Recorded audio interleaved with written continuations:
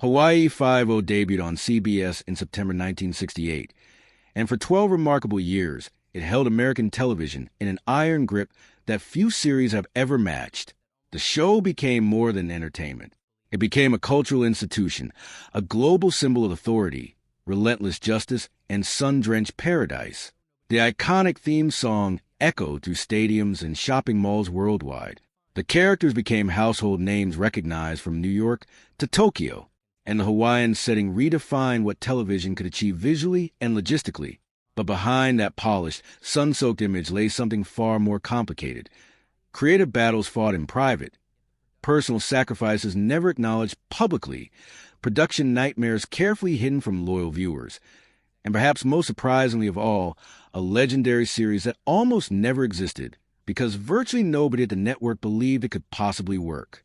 Before the theme song became iconic, and before the catchphrases entered common vocabulary, there was nothing but doubt surrounding this production. CBS executives looked at the concept and saw risk everywhere they turned. A crime drama filmed entirely in Hawaii seemed like professional suicide to people accustomed to urban landscapes dominating American television. They feared mainland audiences would never connect emotionally to such a remote, unfamiliar setting. The islands felt too exotic, too distant from the gritty city streets where police dramas traditionally lived and breathed. Network meetings produced skepticism instead of enthusiasm, and the atmosphere in those conference rooms was thick with reluctance every time the project was discussed. Financial concerns compounded the creative doubts at every turn. Shipping expensive equipment across the Pacific Ocean, housing an entire cast and crew for extended shoots, and managing a major production thousands of miles from Hollywood created logistical nightmares that budget analysts struggled to quantify. Every financial meeting raised new red flags and generated new objections. Studio executives questioned openly whether any conceivable level of success could justify such enormous costs and complications. The project seemed destined for cancellation before a single camera ever rolled in those Hawaiian locations that would eventually become beloved by millions. Yet the production pushed forward despite constant resistance and relentless second-guessing from people holding the financial power. When the pilot finally aired and audiences responded with overwhelming enthusiasm, the entire conversation shifted permanently. The series didn't merely succeed, it thrived for over a decade, rewriting every assumption network executives had carried about location-based programming and remote production. The show that nobody believed in became one of television history's greatest success stories, silencing every doubter who had predicted catastrophe with such confident authority. Behind every frame of the completed series stood one dominant figure who controlled far more than his performance on screen. Jack Lord didn't simply play Steve McGarrett. He shaped the entire production with an intensity and comprehensiveness that few television stars have ever matched in the history of the medium. His influence extended into virtually every creative decision production made, from script approval to casting choices to the overall tone and atmosphere of each individual episode. Nothing reached the screen without passing through his scrutiny and receiving his personal endorsement. This level of concentrated control created remarkable consistency throughout all 12 seasons of the show's run, giving a unified identity that competing programs struggled to achieve or sustain. Lord reviewed dialogue line by line, adjusted character arcs when he felt they strayed from his vision, and ensured that every narrative element aligned with the atmosphere he was building. The series maintained a disciplined, authoritative atmosphere that audiences came to expect and depend upon week after week, season after season. His perfectionism became the very foundation upon which the entire production operated, creating a singular identity that gave the show its unmistakable character. However, such concentrated power came with consequences that rippled throughout production in ways that rarely reached public awareness. Tension on set became routine rather than exceptional, as Lord's demanding standards clashed repeatedly with directors, writers, and fellow cast members who had their own professional instincts and creative perspectives. Some members of production thrived under his exacting leadership style. Others found a rigid environment creatively suffocating and professionally exhausting. The show's unmistakable identity was inseparable from his iron control, but so were the behind-the-scenes conflicts that viewers watching comfortably at home never witnessed or suspected. The character who eventually became synonymous with law enforcement authority was originally imagined as something entirely different from what appeared on screen. Early development conceived Steve McGarrett as a more emotionally accessible lead, a protagonist who would build audience connection through vulnerability and personal struggles that viewers could recognize from their own lives. The initial concept leaned deliberately toward warmth and relatability, rather than the steel-cold discipline that would ultimately define the character and the series. Producers wanted someone audiences could befriend emotionally, not simply admire from a respectful distance. Everything changed fundamentally when Jack Lord entered the picture and brought his own uncompromising vision for who McGarrett should be and what he should represent. His commanding screen presence and deeply personal philosophy transformed McGarrett into a symbol of unwavering authority rather than a relatable everyman. Plans for romantic subplots disappeared. Intentions to explore emotional depth quietly vanished. In their place emerged a character built entirely on control, precision, and absolute dedication to justice as an almost abstract ideal. Lord's interpretation left no room whatsoever for weakness or sentimentality, and the scripts were revised accordingly to reflect this uncompromising vision. This single casting decision altered the entire trajectory of the series in ways nobody had anticipated when those early conversations about the show's tone were still happening. McGarrett became defined by his stoic, commanding presence rather than the more conventionally warm television hero originally sketched in development meetings. The transformation from initial concept to what actually appeared on screen created an archetype that would influence police dramas for decades after the show itself had ended. One actor's personal vision rewrote television history in ways that continue reverberating through the industry today. Authenticity wasn't merely a creative goal for the production. It was a mandate actively enforced by real law enforcement professionals working behind the scenes throughout the show's run. The series employed police advisors who reviewed scripts systematically, corrected procedural inaccuracies, and ensured that every arrest, interrogation, and tactical decision reflected actual law enforcement practices rather than Hollywood convenience. This genuine commitment to realism separated Hawaii Five-0 from competitors who prioritized dramatic excitement over procedural accuracy without apparent concern for credibility. Writers worked closely with these professional consultants to craft storylines grounded in genuine investigative methods and real police work. Surveillance techniques, evidence handling protocols, and jurisdictional considerations all received careful attention from people who had actually practiced them in professional contexts. When officers on screen made decisions under pressure, those choices reflected real training and established procedures rather than writers imagining what looked most exciting for home audiences. Viewers absorbed authentic policing methods episode after episode without ever realizing they were receiving something approaching an education in law enforcement alongside their entertainment. Law enforcement agencies across the country noticed and publicly acknowledged how the series portrayed their profession with unusual respect and precision. The partnership between creative writers and professional police advisors produced something genuinely rare for its era, a crime drama that entertained tens of millions of viewers while maintaining procedural integrity that professionals in the field could actually respect rather than mock. Creator Leonard Freeman made conscious decisions from the very beginning to cast local Hawaiian actors in significant recurring roles rather than confining them to background appearances or disposable single-line parts that require no actual talent to perform. Characters like Chinho, Kelly, and Kono Kalakaua became essential members of the team, bringing authentic representation to screens across America during an era when such meaningful casting remained remarkably rare across the entire television landscape. These weren't token characters included to satisfy some minimal diversity requirement. They carried genuine dramatic weight in storylines and developed real relationships with audiences who came to care about them as individuals. Freeman's sustained commitment to local talent created professional opportunities that simply didn't exist anywhere else in television during this period. Hawaiian actors found meaningful, recurring work portraying skilled professionals rather than being reduced to servants or exotic background elements added purely for visual flavor. Yet the industry's broader limitations remained firmly in place despite these meaningful individual steps forward. Network hierarchy ensured that white characters maintained lead positions throughout the series, reflecting the television landscape at the time even as the show pushed against certain boundaries. Progress and constraint coexisted throughout every season, creating a complicated legacy that historians have wrestled with in the decades since. Filming in one of the world's genuinely beautiful locations came with a hidden price that production accountants dreaded confronting each budget cycle. The Hawaiian climate proved absolutely relentless in its assault on expensive professional equipment. Salt air corroded metal components in ways that mainland crews had never encountered. Humidity invaded camera housings and compromised sound recording devices that functioned perfectly in controlled studio environments.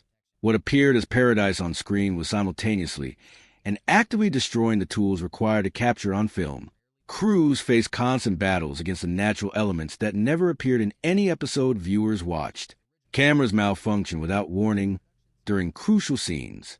Audio equipment failed completely in the tropical moisture that penetrated everything. Technicians became remarkably skilled at emergency repairs, working through nights to salvage damaged gear before the next day's filming began at dawn. Replacement parts had to be shipped thousands of miles from mainland suppliers, causing delays that rippled through carefully constructed production schedules and created cascading complications. The budget absorbed these ongoing equipment costs while executives in distant offices watched numbers climb steadily higher than original projections had anticipated. Every season brought new equipment casualties and unexpected repair bills that strained financial projections considerably. Yet the stunning visuals that resulted from filming in actual Hawaiian locations proved worth every damaged lens and corroded circuit board when audiences responded with genuine enthusiasm to what they saw on screen. Few television themes in the history of the medium have achieved the kind of cultural penetration that those unforgettable opening notes accomplished across generations and continents.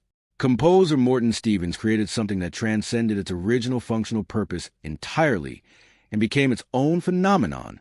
The driving rhythm and powerful brass arrangement didn't merely introduce episodes to waiting audiences. They became embedded in global consciousness in a way that defied easy explanation. Stadiums around the world played it during sporting events completely unrelated to the show. Advertisers borrowed its distinctive energy for countless commercial campaigns. The phenomenon grew until the music existed as a completely independent cultural artifact, severed from its source material and standing entirely on its own remarkable reputation. Millions of people worldwide recognized those opening notes instantly, without ever having watched a single complete episode of the series that originally commissioned them. The composition appeared in films, commercial parodies, and satirical contexts across multiple decades of popular culture. Cast members discovered through personal experience that people often knew the music with immediate recognition but couldn't identify their faces or remember their character names. A television theme had somehow become more famous than the television series itself. A genuinely rare achievement that speaks to something almost inexplicable about how certain melodies attach themselves permanently to collective human memory. Television production in the late 1960s and throughout the 1970s operated under safety standards that would genuinely horrify modern crews, insurance companies, and regulatory agencies. The series pushed physical boundaries with regularity, with actors performing dangerous sequences under conditions that today would require extensive safety protocols, professional stunt coordination, and multiple layers of protective oversight. Protection was minimal by any contemporary measure. Planning was frequently improvised under time pressure. The priority was capturing exciting footage that would satisfy network executives and retain viewers, rather than protecting performers who made that footage possible through their willingness to accept physical risk. Injuries occurred far more frequently than anyone publicly acknowledged during the show's original broadcast run. Actors suffered cuts, bruises, sprains, and worse during action sequences filmed on genuinely treacherous Hawaiian terrain that offered no forgiving surfaces. When accident happened, production schedules rarely paused to allow adequate recovery time for the injured performers. The expectation was continuation despite pain, with performers hiding their physical conditions from cameras and audiences who might otherwise notice something wrong. The natural landscape that made action sequences visually authentic also made them genuinely dangerous in ways that no camera technique could eliminate or significantly reduce. What viewers experienced as thrilling entertainment often represented real risk accepted by real people with minimal protection and inadequate support systems. Creating a television icon required deliberate creative choices that stripped away conventional character elements audiences had come to expect from television protagonists. Writers received explicit instructions about Steve McGarrett from very early in the production. no romantic relationships, no family drama competing for screen time, no emotional vulnerabilities that might soften his image or make him seem less than absolutely certain and capable in every situation. The character existed purely as a concentrated force of justice and institutional authority. Personal connections were considered active distractions from his core narrative purpose, and they were eliminated accordingly before they could take root in the scripts. This approach directly contradicted standard television wisdom about building meaningful audience relationships with lead characters through relatable human experiences. Most shows gave their protagonists romantic interests, family complications, or personal demons that viewers could connect with emotionally from their own experience. McGarrett received none of these humanizing elements, and this was entirely by design rather than creative oversight or scheduling limitation. The result was a protagonist genuinely unlike anything else on American television during that era, or arguably since. McGarrett became an almost mythic figure, admired deeply but never truly known by the audience watching him week after week. This deliberate emotional distance created power and fascination rather than the alienation that conventional wisdom might have predicted. Viewers didn't need to relate to him personally or recognize themselves in his choices. They needed to believe absolutely in his unwavering commitment to justice as a kind of ideal. The coldness became his defining strength and his most enduring legacy to television history. Network standard departments wielded enormous power over every script that moved toward production during the decades when Hawaii Five-0 was in production. The series operated under strict broadcast guidelines that determined with considerable precision what could and couldn't appear on American television screens. Violence required careful calibration to satisfy both audiences seeking excitement and censors demanding restraint. Social issues demanded delicate handling that acknowledged their existence without genuinely exploring their complexity. Any content deemed too intense, too controversial, or too adult in its subject matter faced immediate revision or complete removal before cameras could roll. Writers developed skills at navigating these restrictions through creative adaptation and strategic compromise born of necessity. Stories exploring darker themes required gentler approaches that satisfied network standards while preserving enough dramatic intent to justify telling them at all. Confrontations became less physically graphic. Consequences appeared more implied than directly shown. The version of crime and justice that reached home audiences bore limited resemblance to criminal reality, but satisfied the standards governing primetime television completely during its broadcast era. Certain storylines that later shows would explore with complete freedom remained absolutely off limits throughout the production's run, and viewers never knew what they weren't being shown. The success of Hawaii Five-0 challenged fundamental assumptions about where compelling television could realistically be produced. For decades before the show existed, the industry operated under firm belief that viable major productions required physical proximity to Los Angeles or New York studio infrastructure. This series shattered that conventional wisdom decisively and permanently, demonstrating that genuinely compelling television could emerge from locations previously considered too remote and too impractical for sustained professional production. The financial and logistical challenges that initially concerned network executives proved manageable with proper planning and sustained commitment from everyone involved. Crews developed functional systems for operating thousands of miles from traditional production infrastructure. Local talent pools expanded to meet ongoing needs as the production continued season after season. The supposed impossibilities that skeptics had predicted simply required creative solutions rather than surrender to established industry patterns that nobody had seriously questioned before. Networks across the industry watched these sustained successes and began reconsidering their geographic limitations entirely. If Hawaii could support a major production for more than a decade, perhaps other distinctive locations deserve serious exploration as well. Location-based storytelling expanded across the industry as executives recognized that audiences actively crave visual variety and authentic environments that even the most sophisticated sound stages could never honestly replicate. Working in one of Earth's most visually stunning locations lost its personal appeal for cast and crew members far faster than anyone had anticipated when they arrived with excitement about their unusual professional assignment. Cast and crew members discovered through sustained personal experience that professional obligations transformed paradise into another demanding workplace with its own particular brand of exhaustion and isolation. The beaches remained objectively beautiful, But accumulated fatigue made them effectively invisible to eyes that had seen them every working day for months on end. Thousands of miles separated workers from mainland family members, longtime friends, and the social environments where they had built their lives. The tight production community offered limited social variety despite its genuine warmth.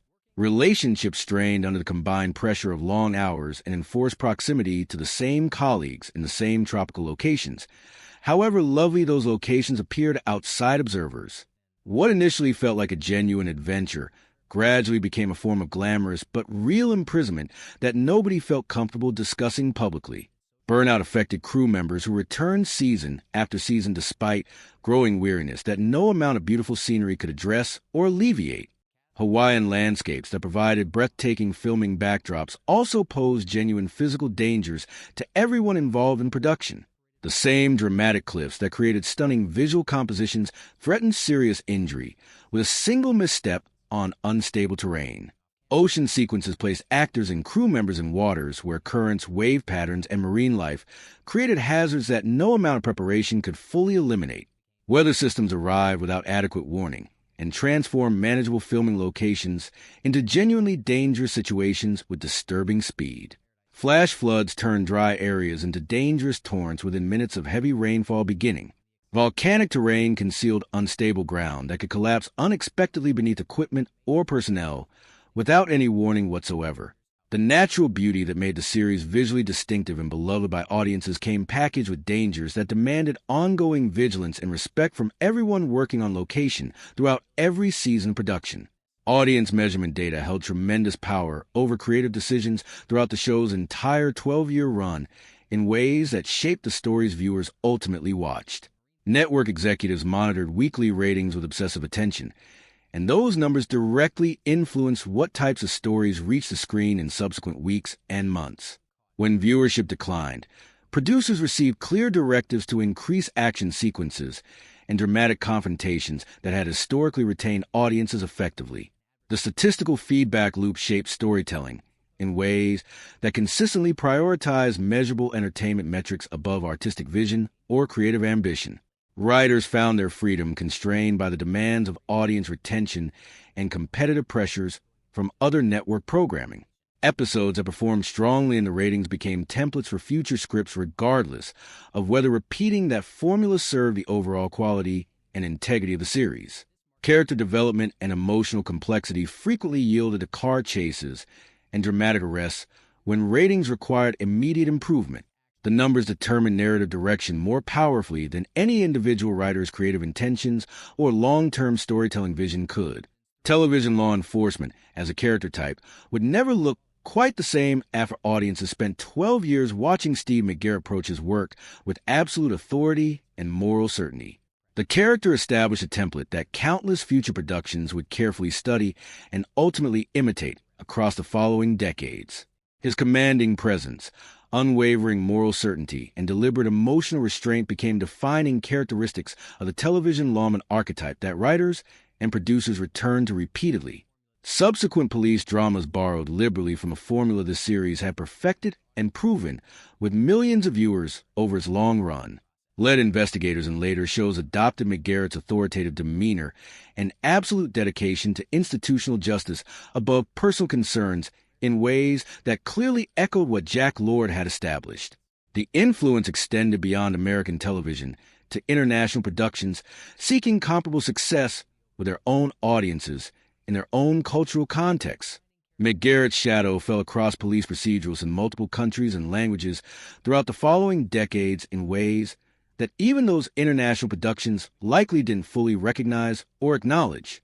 Final seasons rarely matched the energy and creative vitality of show's peak years, and this series proved no exception to that nearly universal pattern. Creative exhaustion accumulated across more than a decade of continuous production, and the strain became gradually visible in what reached the screen. Storylines felt recycled to audiences who had watched closely enough to notice the patterns.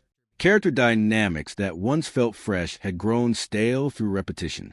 The creative spark that had once made the show genuinely essential, weekly viewing dimmed perceptibly as professional fatigue settled over the entire production operation. Writers struggled to find fresh approaches to a formula that had been executed hundreds of times across more than 200 episodes. Cast members showed the visible weariness of performers who had inhabited the same roles for far longer than most television productions sustained themselves. The machine that had once operated with remarkable precision began grinding noticeably as its components wore down in ways that proved increasingly difficult to repair or disguise. The series ended without the triumphant conclusion its remarkable legacy genuinely deserved, simply stopping rather than concluding with appropriate dramatic ceremony after 12 groundbreaking years.